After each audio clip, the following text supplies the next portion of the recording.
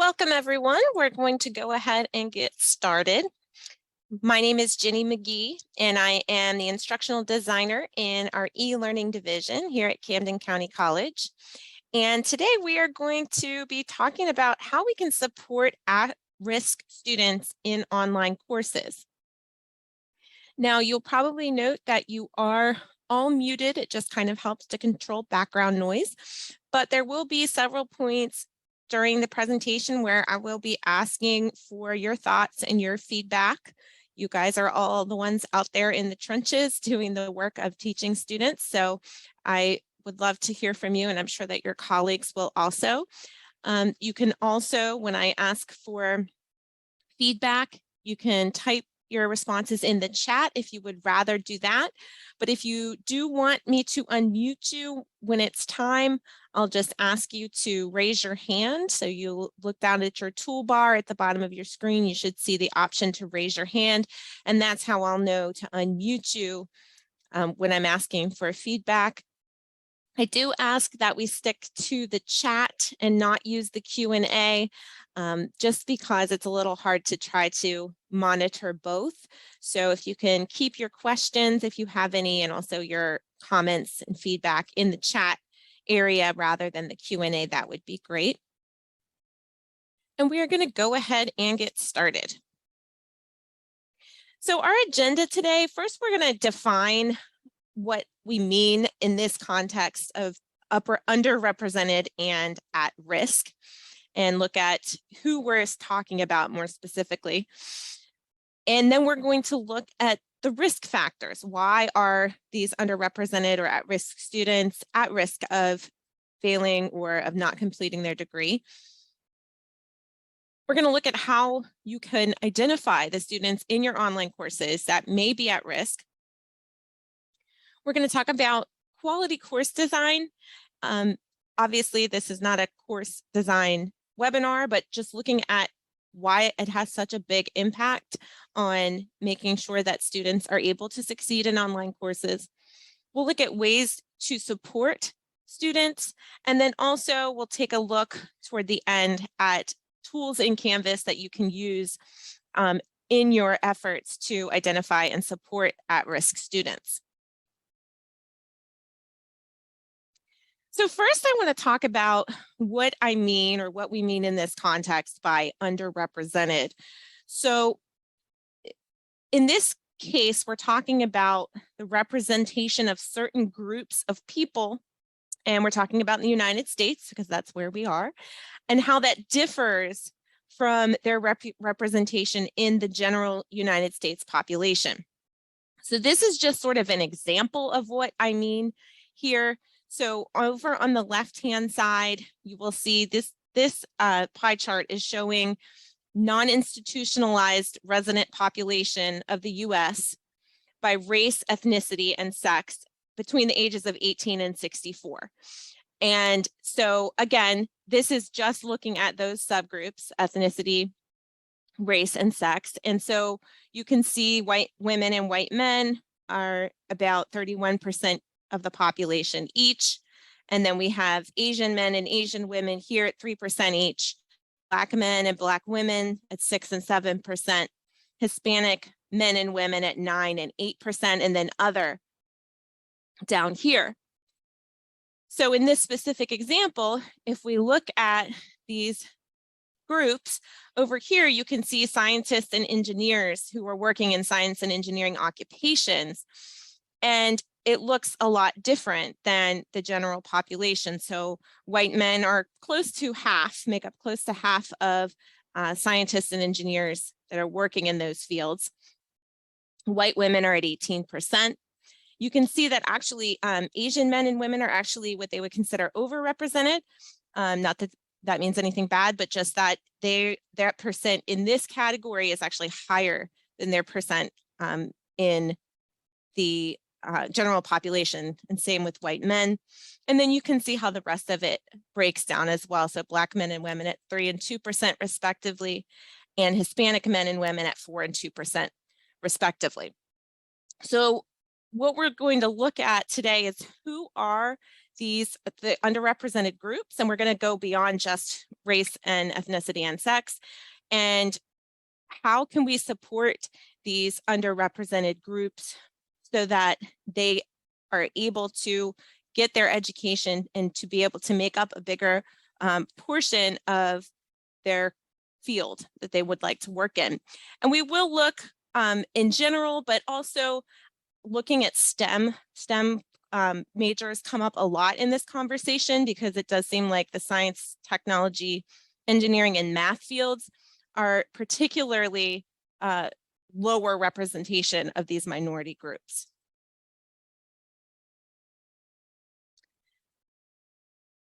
So a study in 2019 that looked at this topic, and this was looking at STEM fields, found that students from underrepresented groups are disadvantaged in many education contexts. They are, broadly speaking, especially less likely to succeed in online educational environments. And we are going to look more specifically at what we're talking about with these groups, what groups we mean. But I want to kind of get an idea of what all of you are thinking about this quote from this study. So if anybody has any thoughts about why this might be the case, why students from underrepresented groups are disadvantaged in education contexts and may be less likely to succeed in online educational environments. So if you have a comment, feel free to raise your hand and I will unmute you, or if you would prefer, you can just type it into the chat and I can read it for you. So I do see that Mary broke. Mary, I've allowed you to talk, so if you would like, you can unmute yourself. Oh, thank you. I find, and I teach at a community college also in Pennsylvania, where I've been teaching for a number of years. I've been at in Camden for, this is my first year. There's nobody in their family who can talk to them about what the experience is like. So there's so many unknowns for them that I think that they can lose focus a little bit, because things that somebody might tell them, oh, don't worry about that, it'll work itself out, or don't worry about that, you know, go talk to the teacher or something like that. They don't get that extra input from friends or family.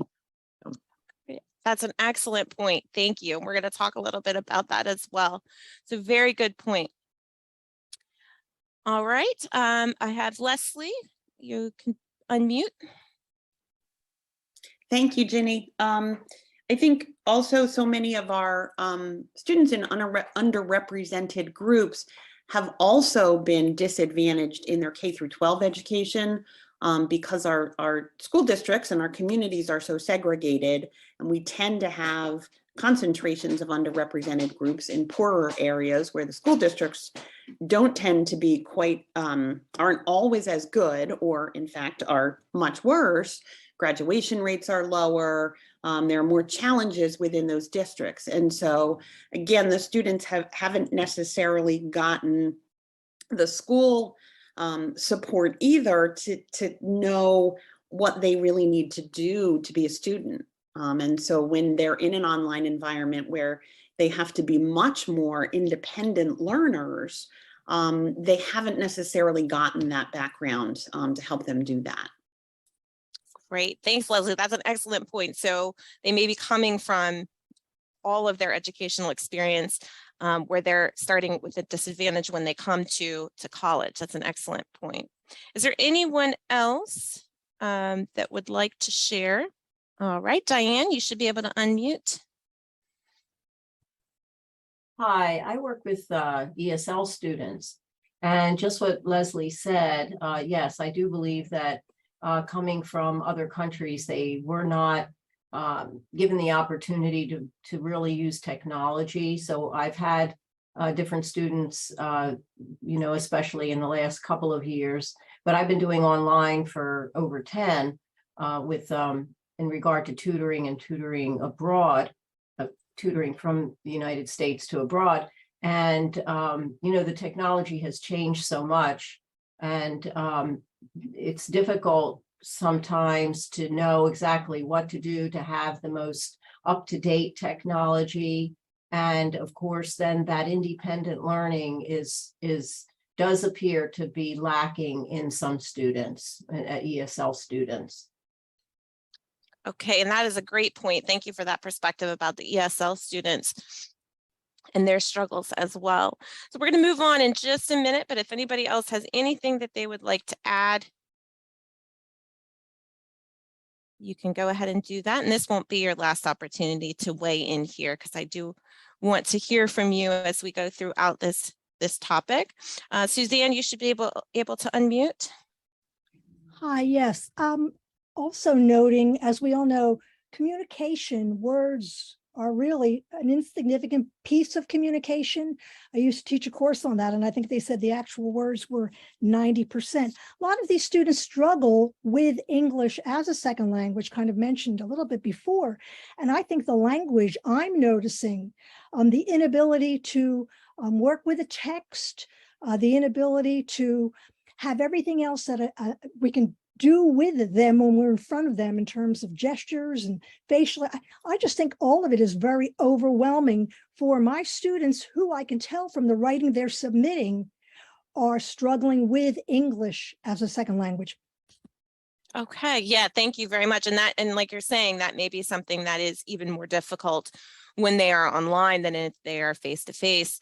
But it was obviously is a challenge no matter what the modality. Okay, so thank you so much. These are great comments from everyone. So I want to look a little bit more specifically here, and this is not a comprehensive list. This is, I did a lot of research for this presentation, and so this is going to be the groups that we're most focused on in the research that I read.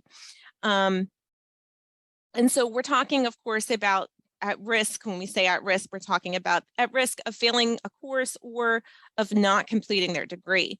So some of these underrepresented groups, and someone mentioned non-traditional age students that may be unfamiliar with technology.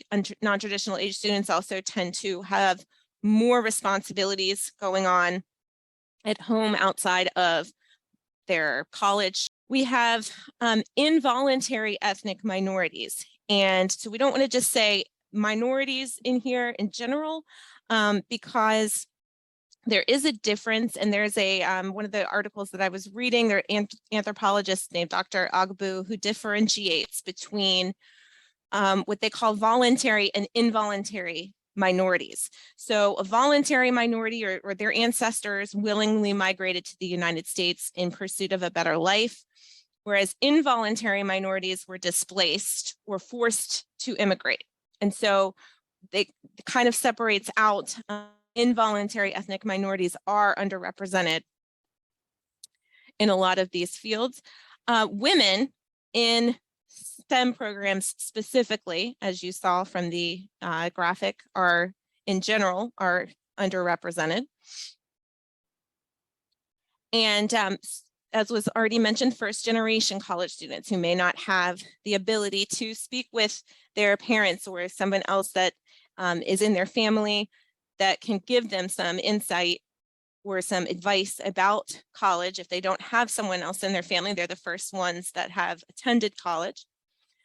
Students from lower socioeconomic backgrounds, and students with disabilities. And there is research that indicates that students that are part of more than one of these groups may be at an even greater risk of failing or dropping out. So as someone that belongs to more than one group, then their risk could be even higher. A study in 2019 that looked at performance, again in STEM classes, found that women and Pell eligible, so Pell eligible would be a lower socioeconomic background because that's income based, and BLNP students, which they clarify as Black, Latinx, Native American, and Pacific Islander, receive lower grades on average, regardless of the teaching modality. But I want to be clear here that we're looking today at ways that we can support all students. So any demographic student from any background could be at risk of failing for a number of reasons, as I'm sure we all know. So, external factors, not being motivated, not having the study skills or or being prepared or having the experience, any number of reasons why a student might not do well in a course. So looking at ways that we can support all of our students. So I want to look at who is taking classes online. So a study in 2020 found that in a biology degree program, Pell Grant recipients, women, and first-generation college students represented a larger percentage of students in online classes than in the same courses being offered face-to-face. Now, granted, 2020 was, of course, right in the middle of the pandemic, so online was one of the only choices for a lot of people. But for obvious reasons, people in these groups may have to pursue their education online, but they have childcare concerns, they may not have transportation, they might be working full-time and working during the day, so they aren't able to attend class face-to-face. Others might live in what they call education deserts, where there's a lack of quality education options within 25 miles of where they live. So in order to get a quality education, they don't really even have a choice. And non-traditional students fall into this. Those that are single parents or with full-time jobs are more likely to choose to take classes online. And then just in general, in the fall of 2020, again, I know that this was during the pandemic, so this may be a little inflated, but 44% of undergraduate students were taking courses exclusively online, and 75% were enrolled in at least one online course. So we're looking at students that, in general, the majority of students are going to be taking at least one online course.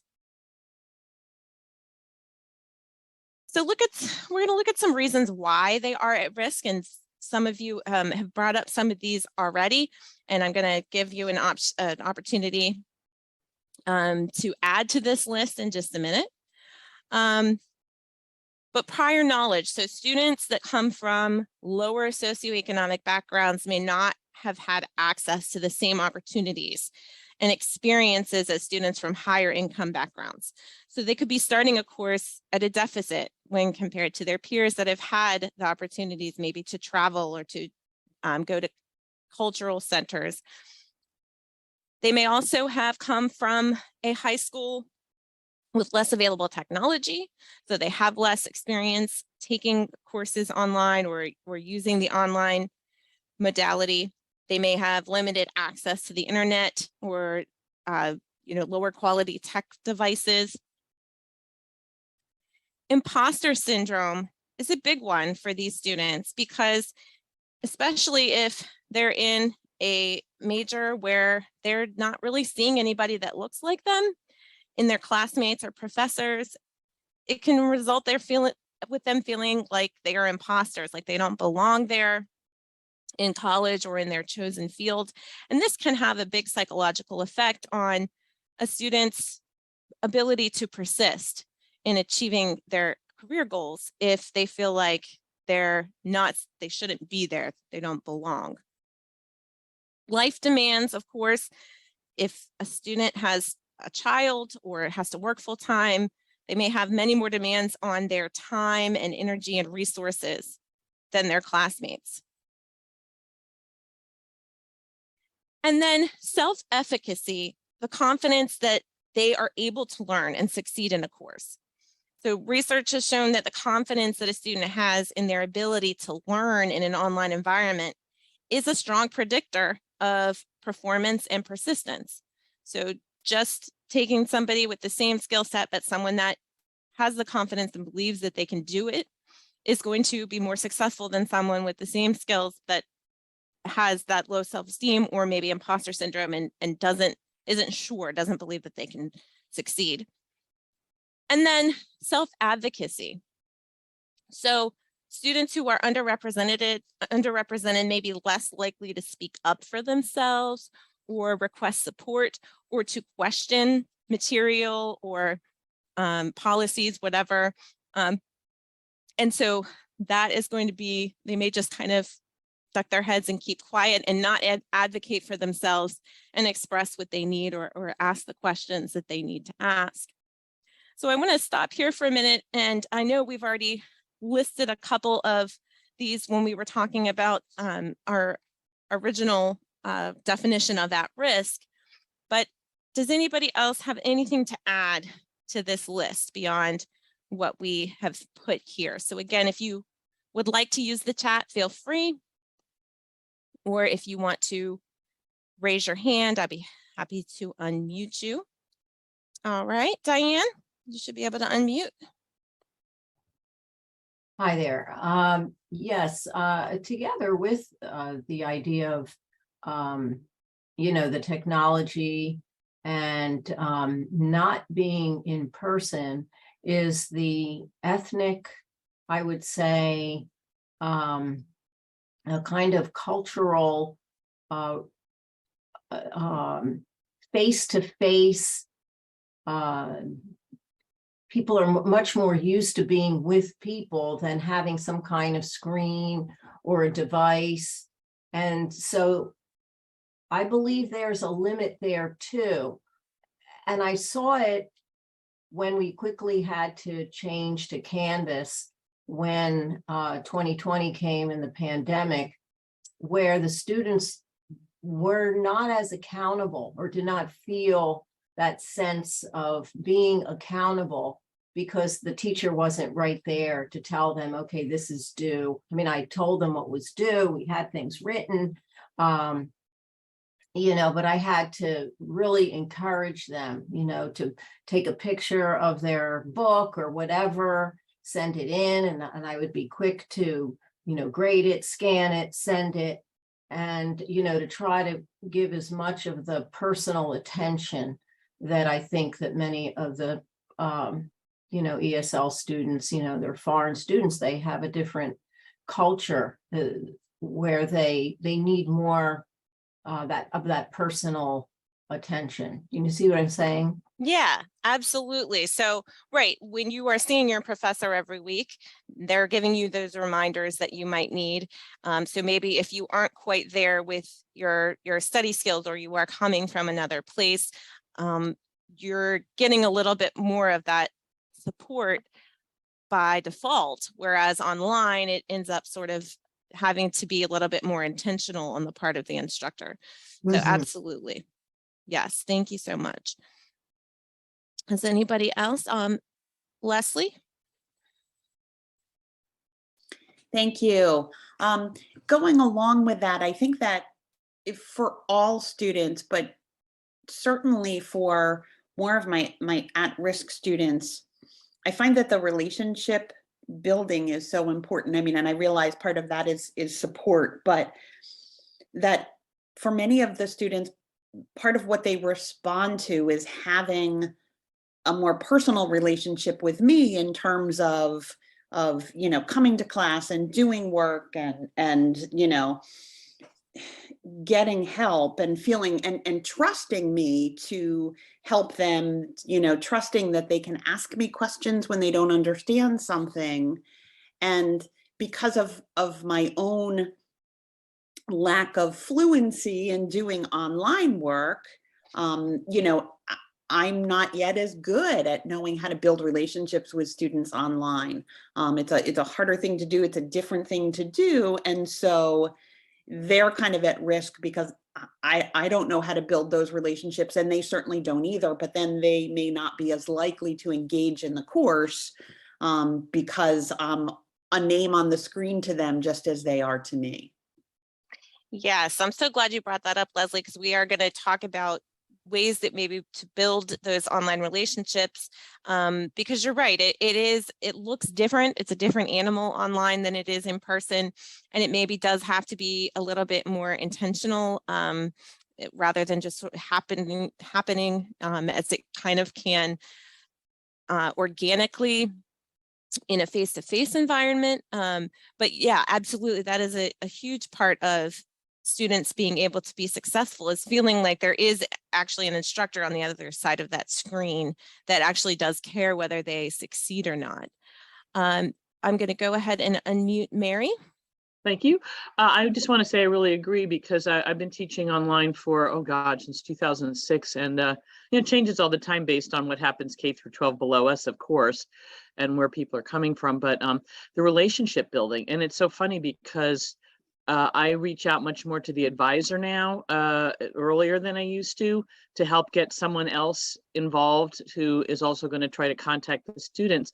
We're emailing them, and I think some of my students don't even look at their emails. I mean, you know what I mean? I'm an adjunct, so I'm not at the campus, so I really can't call them. I used to call a long time ago, and of course, if I got their parents, I couldn't tell them why I was even calling. So, Right. you know what I mean? So I sort of stopped doing that, and they'd be like, oh, I'm sure they're checking their email, kind of thing. Or I would just ask for them to contact me. But I sometimes, how to put this? I've actually had students, and quite a number of them, I mean, not at this school, but at another school that I was teaching at, and I would, receipt them every time they sent me something, because sometimes I have them email me things. I would, say, hey, great, I got this, thank you so much. And I had a student, she said, I got more emails from you the first weekend here that after class began than I got the entire semester for another faculty member. And I thought that was horrifying, because they feel like they're sending stuff into the ozone and they never get anything back. Yes. Do you know what I mean? I totally agree with that. I mean, I offer to Zoom constantly because my classes are asynchronous, some of them, and just getting them to do that. And I tell them, of course, they don't have to put their camera on or etc. But the one-on-one, I just go every week. You can meet with me individually, meet with me individually. And some of them take advantage of it, but just, and I also do a weird thing. I give them a 1-day extension for any assignment, no questions asked, if they email me before the deadline. And that seems to work in 90% of the cases, because they're having life demands, something happened, or I'm trying to get them to understand time management and balance. I'm like, please look ahead and see, don't tell me afterward. If you do it, even if it's the day of, as long as it's before 11:59 p.m. And that seems to take a lot of stress off of them. They know that they have a little bit of an out, and most of them don't do it all the time. I rarely have that happen.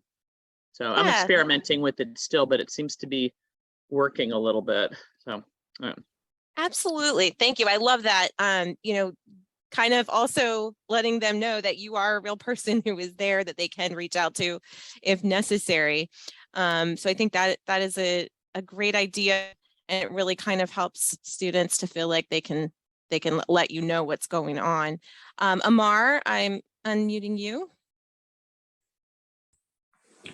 Hi, Jenny. I was just, could you expand on the imposter syndrome? Because that is one of the risks and issues that is there, kind of thing. They either, if you're not having a live camera down there, you don't know if they are there, even if they're answering something or they're doing something else while they are there on there. Oh, okay. Yeah. So by imposter syndrome, I really mean that, and it's not a phrase that I came up with by any means, but where someone is especially in one of these underrepresented groups, where they are in an education situation where they kind of feel out of their depth. They're not necessarily seeing anyone that looks like them or that they think has similar situation that they do, and it makes them feel like they should not be there. When that's not the case, but if they're feeling that way and they feel like, well, I'm not smart enough, or I'm not good enough, or people, from my background aren't able or capable of completing this degree, that can really have a negative impact on students over time, and it can make them less likely to persist. Okay, that was a great question. Okay, anyone else before we move on? Oops, I really appreciate all of your comments here. It's very helpful, and I appreciate that I'm getting to hear what other people are doing, what people are doing in their classes. Okay, so let's go take a look at ways that we can identify students that are at risk. So, and I really liked some of the ideas that some of you had about interacting with students. That's so important. able to provide opportunities for students to interact beyond the academic content. So I recently, just this week, attended an online learning conference and online, and there was a presenter named Dr. Kinsey Hansen who shared that she started sending this question here to her online grad school students in the first week of class a couple of years ago. So she just kind of sends it out in an email or posts on a discussion. I think she sends it in an email. How are you feeling about the course? Is there anything you want me to know or want to share with me to better support you as a student? And she said generally her students will respond in one of two ways. So they'll, tell her everything is fine and they like the course and everything's good, but they're so appreciative that she even asked the question about how are you feeling and is there anything that you need from me to support you. And then there's also usually a handful of students who will share something about their situations with her or let her know about personal struggles or obstacles that they may be facing. So it kind of gives her some feedback from the beginning on who in the course may need some extra support, but also it just goes a really long way to establish that the instructor is a real person who is genuinely interested in her students and cares about their needs. And creating that relationship, as I mentioned, can really give a student that extra push they need to maybe stick with a difficult class or to persist in achieving their long-term academic goals. And she also said, I thought this was interesting too, for the first missed assignment, if a student misses an assignment, she sends them an email and asking if everything is okay and saying, I noticed you didn't submit your assignment. I'm worried about you. Let me know if I can help in any way. And that's kind of like how Mary was saying, like that as long as you contact me and let me know. Now, again, she teaches grad school and she said she'll also a lot of times will include, the policies, not that this is just kind of doesn't matter if you turn it in or not, but it really can make the student respond and also kind of creates that relationship where we've all hopefully had a professor at some point that we really didn't want to disappoint. And may have put in a little bit of extra effort or just really kind of dug down and worked hard to persist in that course because we knew that that professor had noticed us as a person and had taken a vested interest in our learning. And this, I think she said she's just had amazing results with this and that students are just extremely surprised and touched that she takes the time to even ask these questions of them. So I just thought I would share that because I thought it was a really great thing to see, especially at the grad school level where, sometimes those students, they've already completed a degree and maybe those instructors may feel like they don't need to give them as much support, but also check-ins throughout the semester. So, surveys they can be anonymous through quizzes. Now we'll be switching to new quizzes in a couple of years. And as of now, they don't have that in the new quizzes yet, but there's other ways that Survey Monkey, those types of things, just to kind of check in, see what's working, what's not, non-academic discussions, those types of things where students can post questions and feel like they can get feedback from you throughout the course of the semester.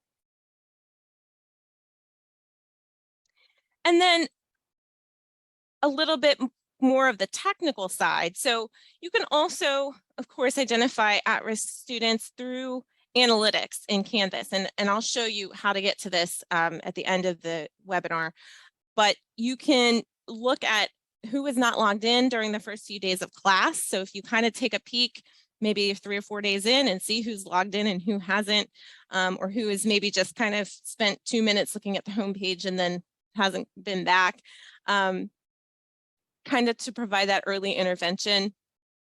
You can see who is and who is not frequently engaging with the course materials, who is turning in assignments and exams at the last minute. One of the studies I read said that especially exams being turned in at the last minute, is kind of an indicator of students that are struggling or that are at risk.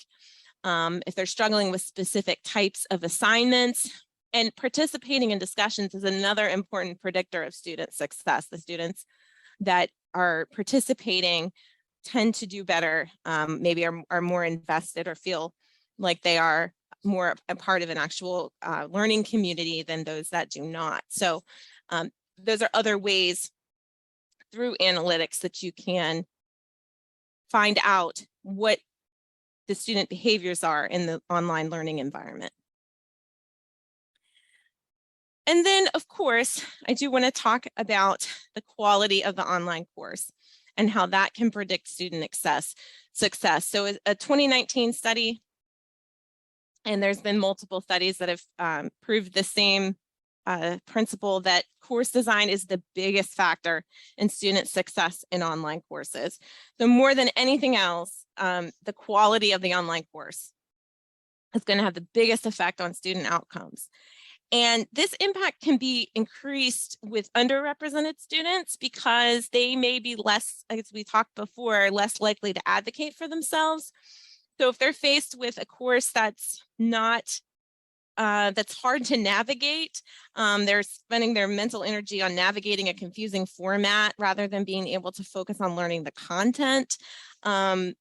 They may assume, if they have, imposter syndrome, or they might assume that their classmates are able to navigate the course without any trouble. And again, in an online environment, they may not be having those same opportunities to kind of ask each other, hey, what, did you find that assignment, or are you having trouble locating this lecture, or whatever it may be.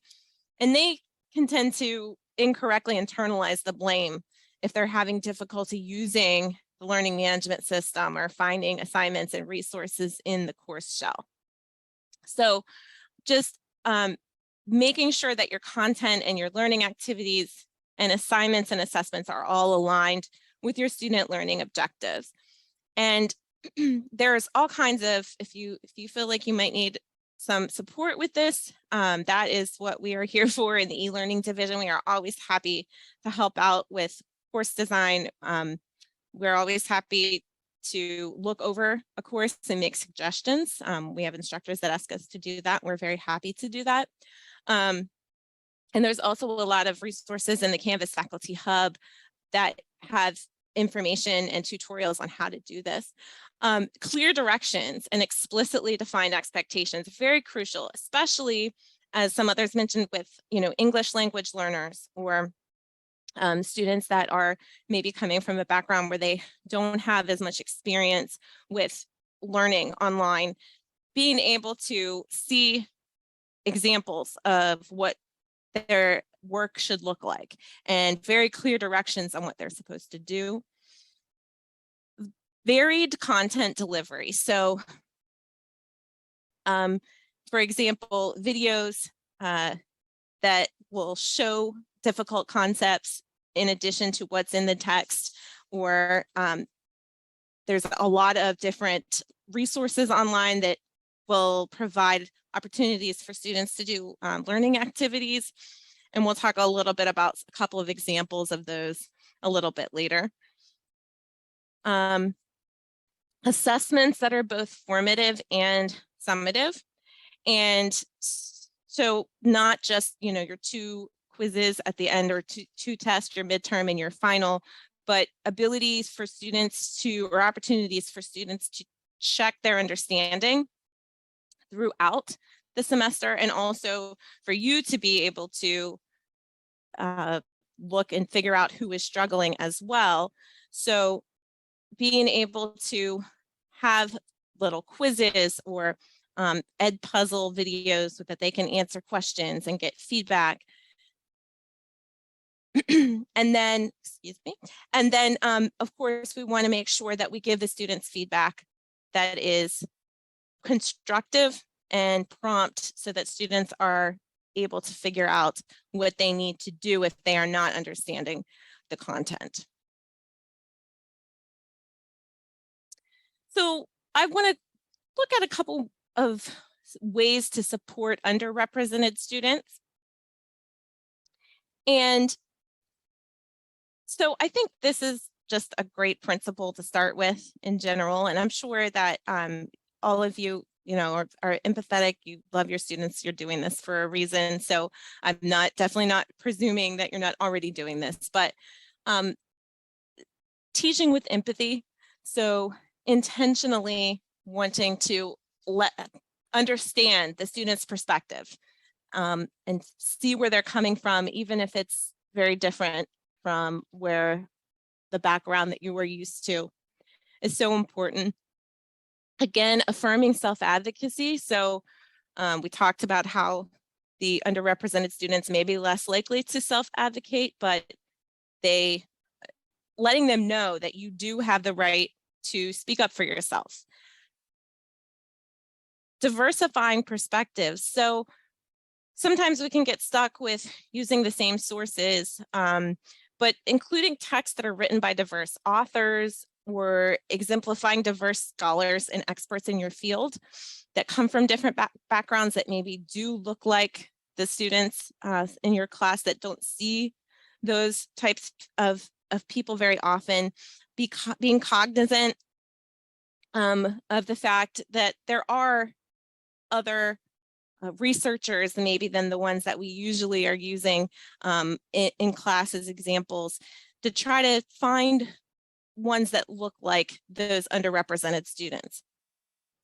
Reducing financial barriers, and I know that this is always at the forefront of conversations that we have about students, and I know that all of you are aware that this is an issue, but just a couple of ideas of using open source resources when possible, accommodating for previous versions of textbooks, and putting items online for free. Of course, we don't want to violate copyright law, but when we do have things that are available that students don't have to pay for, sources that we can give them online.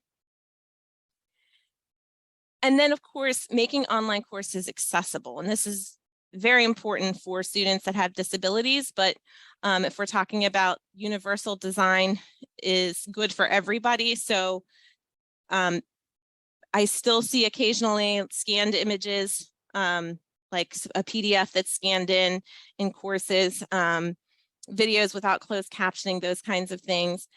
So we just want to make sure that we are making courses accessible for students of all types of varying, that may have disabilities, that are coming from different backgrounds.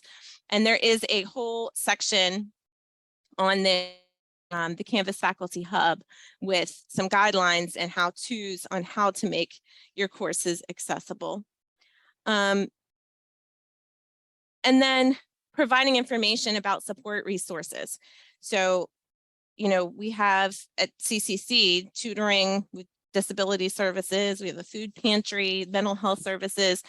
So there may be students that could avail themselves of these things, but don't know that they exist. So putting that information in your course. So I do see that I had a hand raised. So Leslie, you should be able to unmute. I'm sorry, I wanted to put this in the chat and then it looked like my chat was disabled. So I apologize for interrupting you. No, feel free. Did you say when you were talking about making online courses accessible, did you say something about having PDF documents scanned in and that is therefore inaccessible to students? So if you have, let's say you scanned in a page from a book, a screen reader, if you had a visually impaired student, a screen reader cannot read that because a screen reader looks at that like as an image. So sorry, go ahead. No, I was just going to say, so I know that I've recently been changing a lot of my Microsoft Word documents to PDFs because people couldn't open the Word documents. No, so that is fine. That's fine. Okay. If you're just changing a Word document to a PDF, basically the rule kind of is, or a little simple test, if you can like put your mouse over and select the text in the PDF to like copy it and paste it, which usually you can online texts. If you're changing from a Word or a PowerPoint to a PDF, that's fine. The only time it's really an issue is if it's like an image, like say you have a paper book and you scan it on a scanner. Okay. And that turns it into an image that a screen reader, if a student's using assistive technology, the screen reader looks at it like a picture, so can't Okay. read it. Yeah, Thank you. so I'm that's sorry. I didn't mean to take you off track. no. Thank I'm you. glad you asked that, because that is something that I don't see as much as I used to, but once in a while I'll see something that, something from a book that was scanned. And again, there is information in the hub if any of you would like more information on making your courses accessible or tutorials and that kind of thing. So the next thing that I want to look at, and I'm going to give you an opportunity to share at the end of this as well. So ways to support all students. So underrepresented all students will very much benefit with these ideas.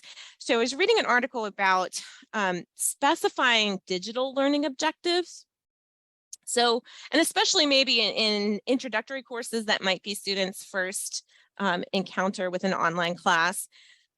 If you're creating digital learning objectives in addition to your student learning objectives, it makes the learning of these technical skills an intentional part of the course, rather than just a side effect or an afterthought.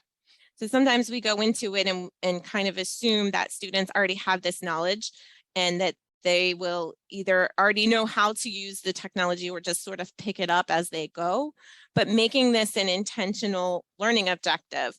So it kind of helps students who are not as comfortable or familiar with the technology feel like learning how to use Canvas or accessing their online course materials is part of the objective for the course, and they're being taught that rather than something that they should already know. So if they come in and there isn't that sort of scaffolding helping them to figure this out, they may feel like they're already behind before the class has even started because they feel like others must all know how to do this and they don't. Another one that I really like is sharing with students, what do students who earn an A in your class typically do? And you can even use analytics for this as well. So even just kind of looking at what are the habits of students who get an A in your class and how long are they spending on assignments, or what specific resources are they accessing more than others? Because a student that doesn't have a background where they are coming from a place of knowing how to do this already, they might need guidance. They might not know what their best practices are in order to get a good grade in the class. Again, providing quality feedback, and we'll talk about a way that you can kind of make that a little bit faster. But more than just, yes or no, good or bad, but giving them feedback that they can use to help inform their learning going forward. Providing resources outside of the book and Zoom sessions or recorded lectures. So there are a lot of, YouTube videos. I see a lot of instructors use those. Those are great. And you can also use a lot of interactive content that's available. If you're familiar with Edpuzzle, I'm actually working on a tutorial video that's almost done for Edpuzzle to put into the Canvas Faculty Hub. But you can take your own videos or YouTube videos and put questions, embed questions in there that students will have to answer as they watch the video clip. You can, again, do it with a YouTube video instead if you don't have one that you've made yourself, but it makes it interactive and can also provide feedback to you on what students are struggling with, maybe what their misperceptions are, and what you might need to revisit maybe in an upcoming lecture or office hours or whatever. But there's a lot of resources out there. Kahoot, if any of you have used that before, there's quizzes. So we have information on these in the hub as well, and I'm always happy to assist anyone if they are interested in finding out more about these types of tools. These are all have free versions, all the ones that I've listed. Does anyone else have anything that they found especially helpful. I know that some of you have shared some ideas already, but if anyone has any other ideas to share that they do to support all students or specific students that are struggling. All right, Leslie? I would just emphasize, and I'm sorry, I don't know if it was Diane or Mary who said this. Somebody said this earlier. I apologize for the name, but man, getting in touch with students, emailing them or responding to, comments they make on their submissions, it is incredible, also disheartening to me when I do that, and how appreciative a student is and will say, I never hear back from so-and-so, or, I don't get this in my other course. And that it is a simple, from the standpoint of, it not being a very technologically advanced thing to have to do, or, it doesn't have to take a lot of time, but simply to provide regular feedback of some sort really does seem to make a huge difference with my students. Yes, thank you so much for sharing that. And unfortunately, we hear that too in e-learning when students come and they'll tell us that they've, emailed their professor so many times and never heard anything back. So the ones that we hear that too from those of you that do that, how appreciative they are. Mary? I didn't unmute myself. The very first day, it's due within 3 days, they have to fill out a questionnaire for me. And it has the usual stuff like, why are they taking the course? What's their goal for the course? I talk about that a lot with them. What's your goal? But it's online. So I ask them everything. What's your browser? What computer are you using? If things don't work out, is there another computer you can use? If the Wi-Fi in your house goes out, where do you go? So I try to get sort of that going a little bit. And I ask them if they've ever had an online class before, but I'm always asking them too, if they haven't used Canvas, to let me know right away. And then I also try to do, I have a graphic design degree, so I do how-tos, which you guys do too, but I just do little screenshots, and then I say, click this button and then do this, and, for whether it's the forum or, does that make sense? And explain about, how you have to, download. I don't assume they know anything. Yeah. So, you know what I mean? And I find it, and I don't know the age of anybody since we can't see each other, but if I hear one more person tell me that someone who's young knows about technology, they don't. If they can't press a button for it, they don't know what to do. They don't know about how to build complexity.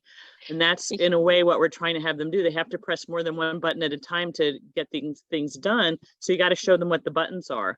I find, you know what I mean? Yes. So, I'm pressing 65 now, you know what I mean? And how many times have you guys, everything from changing a tire to how many different types of phones have you had to use? And they're on their first phone still, you know what I mean? So yes, you're absolutely right. Know nothing. Yeah, they don't know anything. And I have to show them everything. But yeah, I agree that you have to let them know that you're teaching them how to use the stuff. I'm like, hey, you'll learn how to do this, and you can use it for another class. That'll be great, kind of thing. So yeah, absolutely. And I do think it seems like sometimes instructors do err on the other side of assuming that they know, but you're right. We think, oh, digital natives, they know how to do all this stuff. Well, no, they know how to post to Instagram, but that doesn't necessarily mean that they know how to use our learning management system successfully. I love the idea of the beginning of your survey or questionnaire, so that kind of where they're coming from, what kind of device, that kind of thing.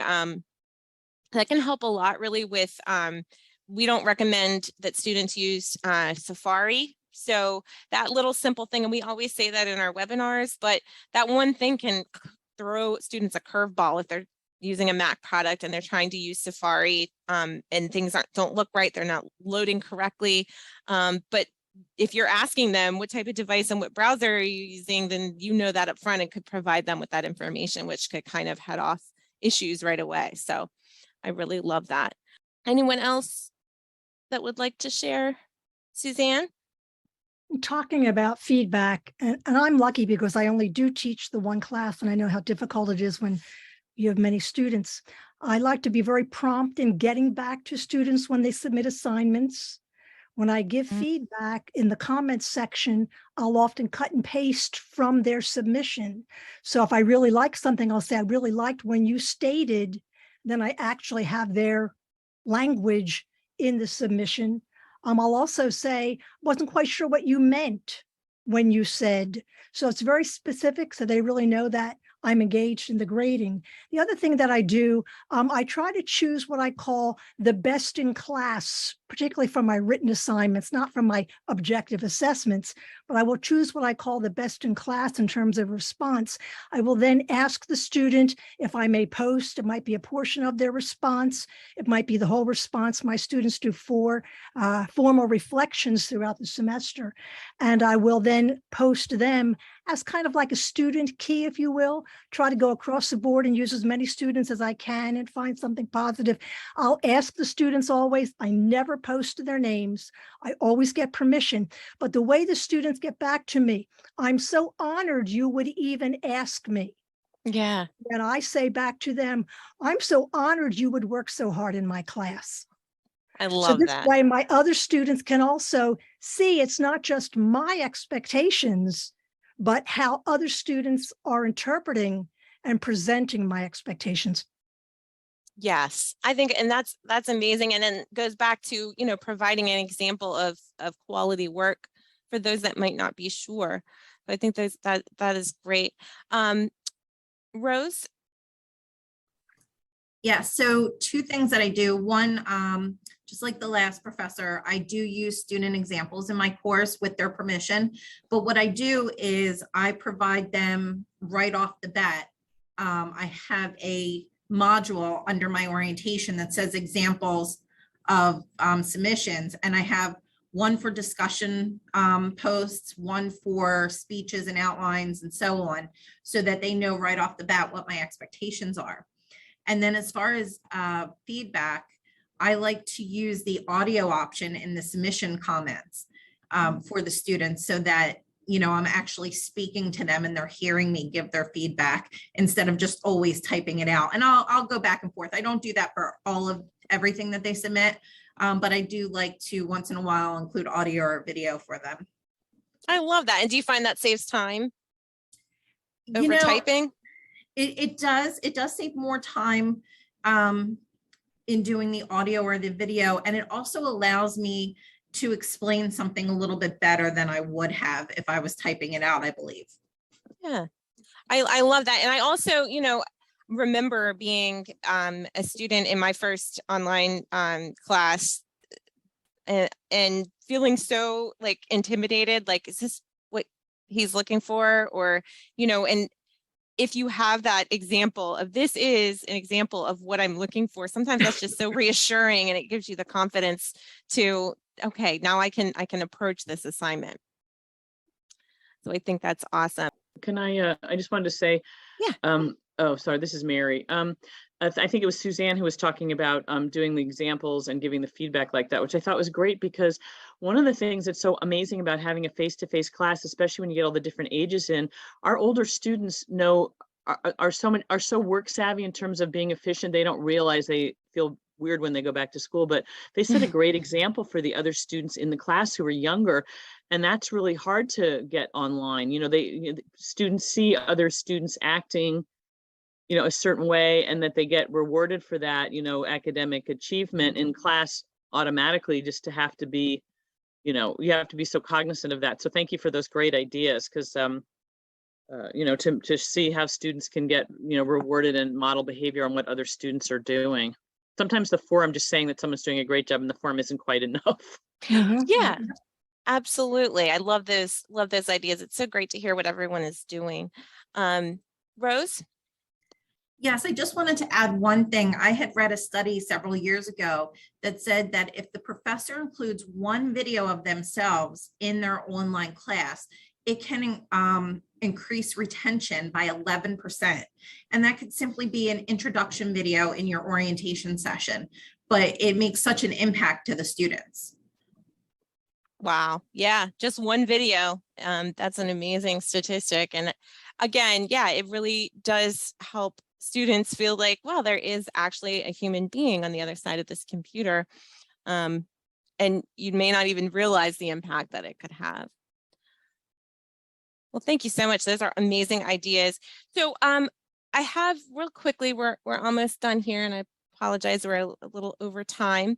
But I did want to just share a couple of things in case anyone does not know where to find the analytics. Can you see my Canvas screen, hopefully? Yes, we can. Okay, okay, good, thank you. So from your course homepage, over on the right-hand side, you'll see it says New Analytics. And this is obviously not a real course, so it's not going to have a whole lot in it. But you can click on the activity for the whole class page views. It kind of puts it into a bar graph, or I'm sorry, a line chart for you. And you can also search for an individual student to see what they've been doing. You can even message students from here. So if you see students that have not been engaging with the materials, you can click this message students who button, and it seems like my computer, oh, there we go, who didn't view a certain item, who didn't participate, who did participate. And this is a easy way to send a quick message, but it is still personalized and targeting certain students that you may want to either praise for having done it, or, you know, encourage and say, hey, you know, I noticed that you did not look at this resource. You can look at individual students and what their, just get a quick snapshot of what their grade is, and their participation, and all of those things, to kind of know who you might need to reach out to. You also, and I apologize if I'm just telling you things that you may already know, but one thing I think is cool in quizzes is when we talk about feedback, this makes it easy to provide automatic feedback. So if you wanted to, if you have, let's say, a question or that students miss a lot, or something that's a difficult concept, you could always put feedback for a particular question. So you can put a comment underneath a correct answer or an incorrect answer.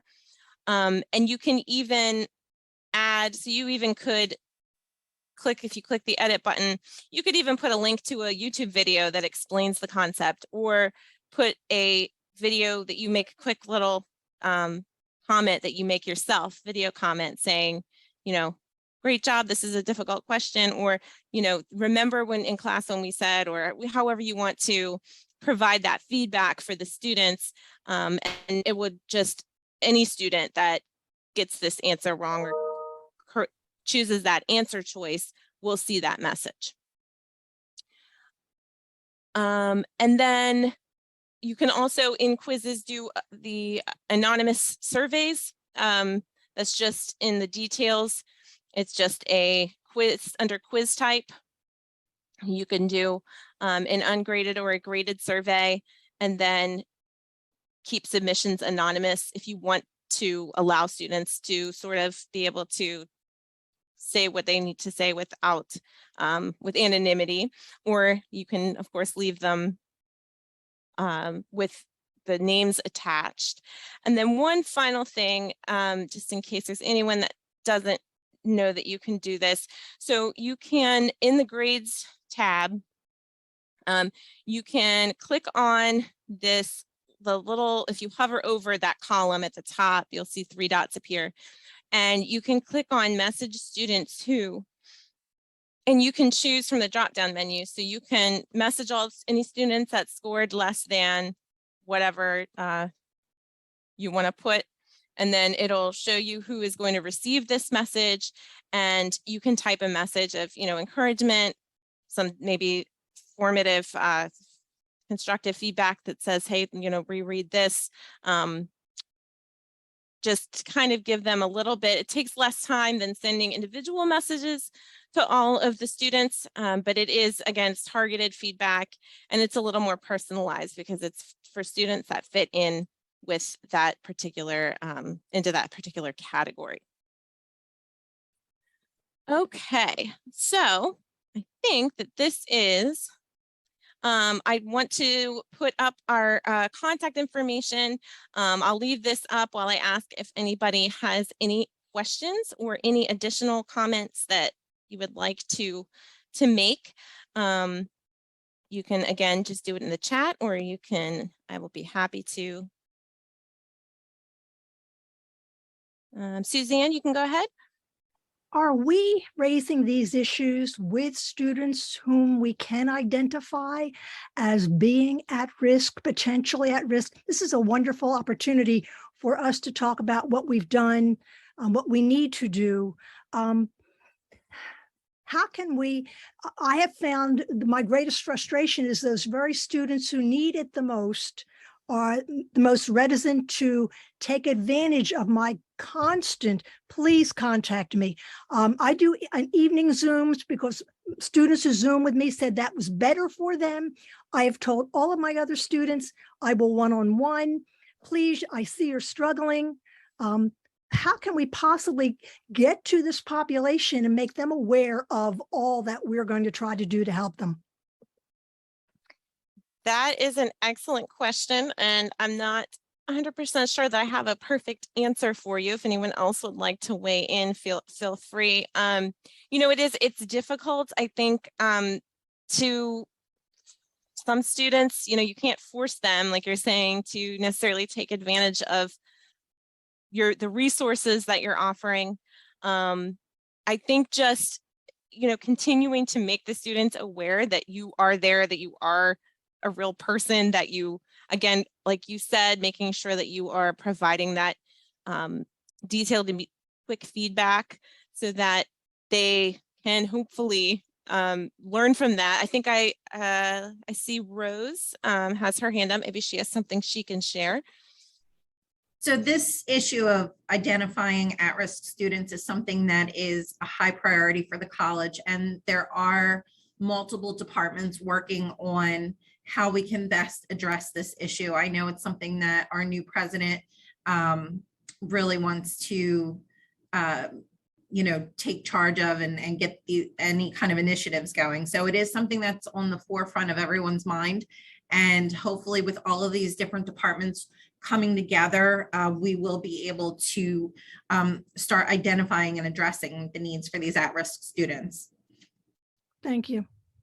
Yeah, thank you. I have a quick question. Absolutely. Two things. This is really odd. I had a student who was at risk, and I've been trying to work with her, although she withdrew from the class, so it's a moot point. But I was working with Rich Cummings on something else, and he had told me to go to the Adviso retention, and it never worked for me, which was weird. And then this came along. So anyway, but my next question is, I saw that you're recording this. Where can I get a copy? Because I really want the deck from the slides. Oh, yes, absolutely. I'm glad you asked that. So I'm going to put this in the Canvas Faculty Hub, and Great. it'll be under the recorded webinars tab, and I'll have the recording of the video and also put the slide deck in there as well. I'm glad you asked, so that I forgot to mention it. And then, so how do we, like, you know, for advisors and stuff? I mean, some places put the advisor name on the roster, like you can go through and see like the person's information, the student information. But we have the Adviso. Yeah, I don't have that on my roster. Maybe I'm doing it wrong. But anyway, they said to use the Adviso, you know, when you're in your dashboard, not the dashboard, that, you know, right before your portal. And I couldn't get that to work. It just went to nothing. And then two things I clicked on said I didn't have permission. And then the other thing, which looked like a pull down menu, just made a little gray column with nothing in it. Do you know what I mean? I have bad news and good news there. The bad news is that currently e-learning has not been trained on Adviso at all. I don't have access to it. Oh, that's okay. The bad news. The good news is that apparently we are going to be getting trained, and we are going to be helping to come up with training resources for everyone. So unfortunately, that doesn't really help you right now. But I personally have actually not even seen it yet because I'm not an instructor. But we were just recently told that that is going to be something that we're doing moving forward. So I apologize. Okay. It's not super helpful at the moment, but hopefully we'll be able to get you more information on that in the Thank you. future. Yeah, absolutely. Amy, did you have a question or something to add? Yeah, I can actually add about the Aviso. So Oh, I'm good. not sure who was just speaking, but if they are an adjunct, they do not have access yet. They trained all the chairs at convocation, and my understanding is it's kind of in a piecemeal process for getting up and running. But I know Rich does have it because he's one of my adjuncts, and he and I have been playing around with it this semester. It has the potential to be wonderful, being that every student, like for example, I'm criminal justice, so I'm the co-advisor for every student in the criminal justice program, and Angelica Santiago is my advisor. So every time I make a comment, she gets CC'd on anything that goes on with my students. Then I reach out to the students in class. She reaches out to them on the side and kind of says, "Hey, what's going on?" So she can kind of approach it as a, "I'm not your instructor. Tell me how you really feel," kind of perspective. She and I have been playing around with that all semester. We've gotten a couple students that have been difficult to reach. I'd like to say that it was rewarding, but the 2 students that we've been working with still are not really getting their butt in gear. But I feel like just the fact that we're doing it has been promising. So I think once my understanding is I think the adjuncts were going to be added on in the spring semester, and they were kind of piecemealing it in to kind of get it all up and running, but it does have good potential to reach those students. The good thing is too, is that it's student based. So if you make a comment, it's somebody else in your department has that same student, they'll see kind of what's been going on and what have you been doing. So you can share information with other instructors, which is really great. So if you identify a problem, the other instructor kind of knows ahead of the game that, hey, I got to kind of keep an eye on this student because they've had problems before. So I think it would be great once it's kind of up and moving. Okay, great. I mean, that sounds really promising. So I'm looking forward to it being something that everyone has access to. I think will be awesome. Thank you so much, Amy.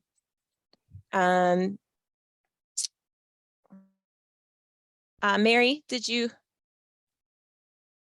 have a comment?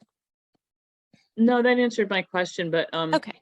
I mean, at some other schools, like the next thing I do after the students having trouble is I go to the advisor, but I don't know how to do that here, especially since I was pointed toward this advisor and I can't get in there. Because when I was in the training mode with Rich and it came up then in another thing, excuse me, I could see it was the advisor, and he said the second name was the chair, who automatically got messaged on that also. So yeah, so I feel like I don't know how to find out even who the next step is up from me, the advisor.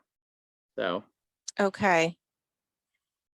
maybe this is something I can just email you if everybody else knows, or I don't know if I'm the only one who doesn't know. Yeah, and unfortunately, that's I'm going to let Amy. Maybe Amy can answer that for you. Yeah, you should be able to look in self-service. Self-service will have the advisor next to their name, the student's name. But if you don't have access to that, you can always reach out to the chair and the chair can look it up for you. You mean the roster on their roster? No, if you go in through okay. In through your portal, you should have access to self-service, which is where their grades get posted after you enter them in through Canvas. Right. If you put search their name in, it'll come up with their advisor okay. right attached to their record. Gotcha. Okay. All right. Thank you so much. Thanks so much, Amy. So there's a lot, unfortunately, things that you know, I don't have access to since I'm not an instructor, and so it's really helpful to hear from other instructors that are used to dealing with these other systems. So my references will be in the slide deck that are on the in this slide deck, and again, like I said, it will be posted in the hub. Oops. Let me get back to my last slide here. So we do have some upcoming webinars. You should be getting an email with links to sign up for these soon. So I won't bore you by reading them all to you, but we do have quite a few that will be coming up in November and in December. So if there's anybody that has any final comments, please feel free to weigh in. If not, I just want to say thank you so much to everybody. I just felt like this was such a great conversation. I really appreciate everybody that weighed in and shared your practical ideas that you're using and things that have worked for you.